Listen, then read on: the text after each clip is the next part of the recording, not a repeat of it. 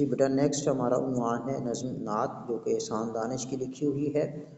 بیٹا اس video میں ہم صرف کچھ الفاظ کے میننگ جو اشعار ہیں ان کے الفاظ کے میننگ اور مفہوم میں آپ کے ساتھ شیئر کروں گا۔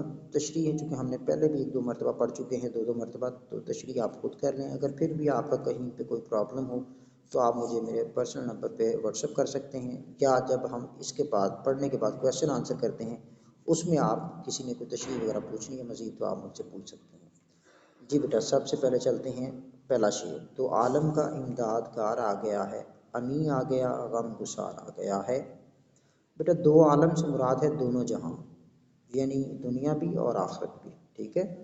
اس کے بعد ہے جو لفظ اس میں غم گسار ہے، غم گسار کا مطلب ہوتا ہے غم بانٹنے والا، یعنی اور امدادگار کا مطلب ہے امداد کرنے والا۔ یعنی شاعر یہ کہہ رہا ہے، مفہوم کچھ اس طرح سے ہوگا، دونوں جہانوں میں بنی نوع انسان کی مدد کرنے والے امانت دار اور ہمدرد رسول کی آمد ہو گئی ہے، ہمدرد رسول کی آمد ہو گئی ہے۔ یہ بیٹا اس کا مفہوم ہوگا۔ امید ہے آپ کو اس کی مفہوم کی سمجھ آ گئی ہوگی۔ اگلے شعر کی طرف چلیں ذرا۔ دوسرا شعر ہے، غریبوں کی جاں کو، یتیموں کے دل کو سکون ہو گیا، قرار آ گیا۔ غریبوں اور یتیموں، یتیم آپ کو پتہ ہے کہ جس کا والد نہیں ہوتا یتیم ہوتا ہے، اور غریب جس کے پاس مال دولت نہ ہو۔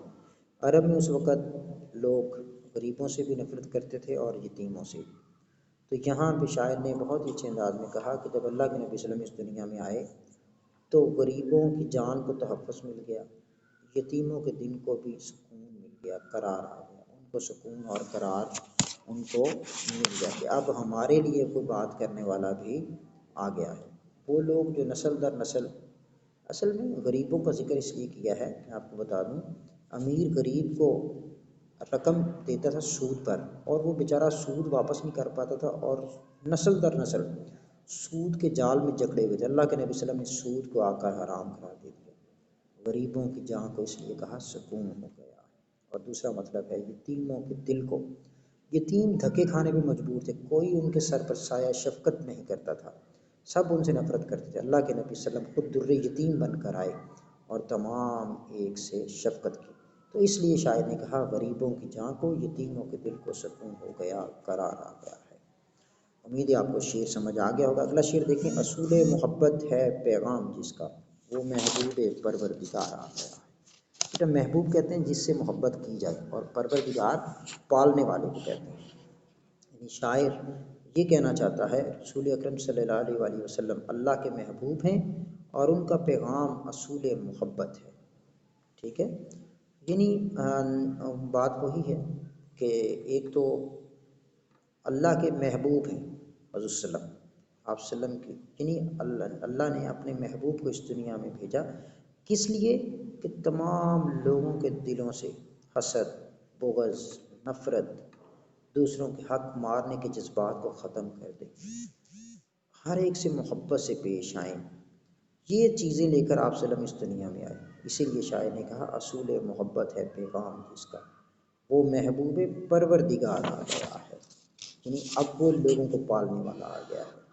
یہ اس کا مفہوم اور پھر تھوڑی سی تشریح۔ اگلا شعر ہے، اب انسان کو انسان کا عرفان ہوگا، یقین ہو گیا اعتبار آ گیا۔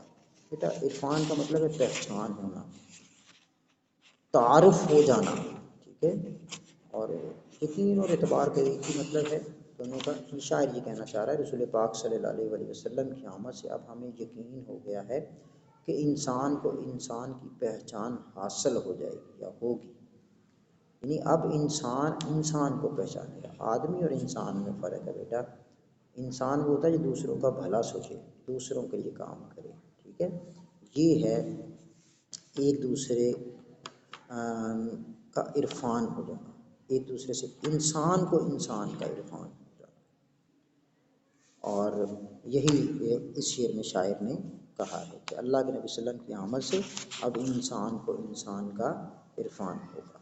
اگلا شعر ہے جی 5واں شعر ہے، بجھے گا نہ جس کا چراغ محبت، وہ پیغمبر ذی وقار آ گیا۔ ذی وقار کا مطلب ہے بلند مرتبے والا، معزز، یعنی شاعر یہ کہتا ہے کہ وہ پیغمبر جو ذی وقار ہے، جو معزز ہے، وہ آ گیا ہے، اور اس کی تعلیم کا پیغام، اس کی جو پیغامات ہیں، اس کی تعلیمات ہیں، وہ جو اس نے چراغ جلایا ہے اب وہ کبھی نہیں بجھے گا، وہ ہدایت کی شمع ہمیشہ روشن رہے.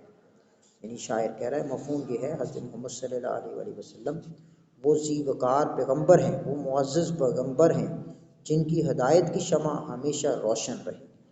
یہ اس کا مفہوم ہوگا کہ ان کی ہدایت کی شمع ہمیشہ روشن رہے گی. بیٹا آگے آخری شعر ہے. زمانے کو اب اپنی منزل مبارک کہ ایک خضر صد رہ گزار آ گیا ہے. زمانے کو اب اپنی منزل مبارک ایک خضر صد رہ گزار آ گیا ہے. مفہوم سنیں، اس میں میننگ تو کچھ نہیں ہے، اتنا بتانے والا حضرت محمد صلی اللہ علیہ وآلہ وسلم سینکڑوں راہوں کے رہنما ہیں. اہل زمانہ جس منزل کو حاصل کرنا چاہیں ان کی راہبری میں حاصل کر لیں. یعنی شاعر جی کہہ رہا ہے کہ ہر شخص چاہے وہ سپہ سالار ہے، بدر و حنین کا سپہ سالار کو دیکھنا چاہتے تو اللہ کے نبی صلی اللہ علیہ وسلم کو دیکھ سکتا ہے، اگر کوئی یتیم کو دیکھنا چاہتا ہے تو اللہ کے نبی صلی اللہ علیہ وسلم کو دیکھ سکتا ہے. آپ صلی اللہ علیہ وسلم نے بیٹی کے ساتھ کیسے سلوک کیا تو فاطمہ کے باپ کو دیکھ سکتا ہے. کسی بھی شکل میں اگر کوئی ایک جگہ چھوڑ کر دوسری جگہ جاتا ہے جہاں اس کے پاس وسائل نہیں، سورسز نہیں، تو وہ مہاجر اعظم اللہ کے نبی صلی اللہ علیہ وسلم کو جب مکہ چھوڑ کر مدینے کی طرف گئے وہاں جا کر دیکھ سکتا ہے کہ آپ نے اپنی تعلیمات، اپنی زندگی کیسے بسر کی. یہ ساری چیزیں ہیں جنہیں ہر حوالے سے ہمیں اللہ کے نبی صلی اللہ علیہ وسلم کی زندگی سے ہمیں سبق ملتا ہے. اب وہ اس دنیا میں آ گیا ہے جو تمام راہوں کا رہنما ہے. ہم اس کی رہنمائی میں، یعنی کوئی شخص کوئی بھی کام کرتا ہے اس کو رہنمائی کے لیے اللہ کے نبی صلی اللہ علیہ وسلم کی زندگی کی درکار ہو. تمام چیزیں آپ صلی اللہ علیہ وسلم کی زندگی میں پائی جاتی ہیں. ہم جس منزل کو حاصل کرنا چاہیں، یعنی جس شعبے میں جائیں، اللہ کے نبی صلی اللہ علیہ وسلم کی زندگی کو رہنما بنا کر ہم اس میں ترقی حاصل کر سکتے ہیں. یہ بیٹا اس شعر میں بتایا گیا ہے. امید ہے آپ کو اشعار کا مفہوم، تشریح وغیرہ سمجھ آ گئی ہوگی. میں نے کچھ مختصر بتائی ہے.